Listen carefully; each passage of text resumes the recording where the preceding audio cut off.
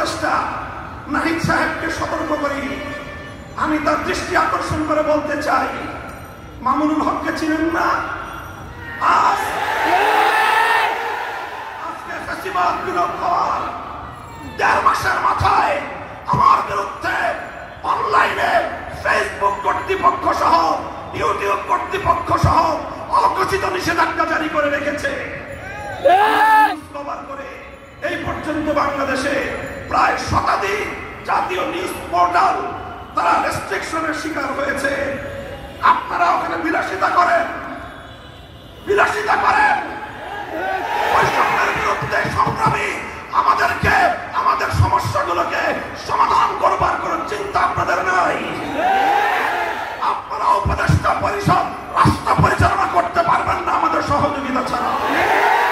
আমার এই বক্তব্যের 24 ঘন্টার মধ্যে যদি আপনারা কোনো ব্যবস্থা গ্রহণ না করেন, আমরা আপনাদের বিরুদ্ধে ব্যবস্থা গ্রহণ করতে বাধ্য।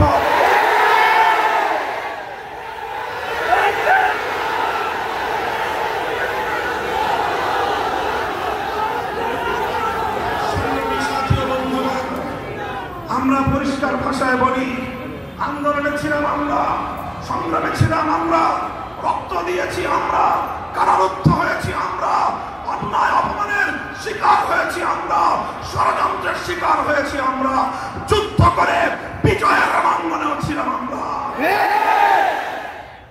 এখন সম্মিলিতভাবে এই রাষ্ট্রটাকে এগিয়ে নেওয়ার দায়িত্ব আমাদের। আমরা সহযোগিতা করতে চাই, গায়ে পরে সহযোগিতা করতে চাই। আমাদের গায়ে পরে সহযোগিতা যদি পায়ে ফেলতে চান, সে পা ভেঙে গুড়িয়ে দিতে এক মুহূর্ত আমরা বিলম্ব করব।